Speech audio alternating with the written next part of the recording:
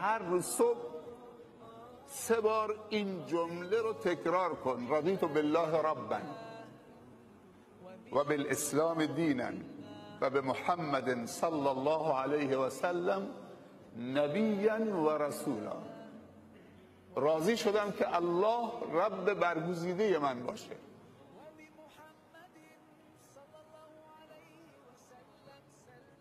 این اعتراف هر روز صبح که بلند میشی: رضیت بالله ربا و بالاسلام دینا، آیین و دستورالعمل و برنامه زندگی من اسلامه. چیزی که منو خانواده منو تربیت میکنه، پرورش میده، تزکیه میکنه، تقویت میکنه، هدایت میکنه، اسلامه. من هیچ آیینی رو نمیپذیرم.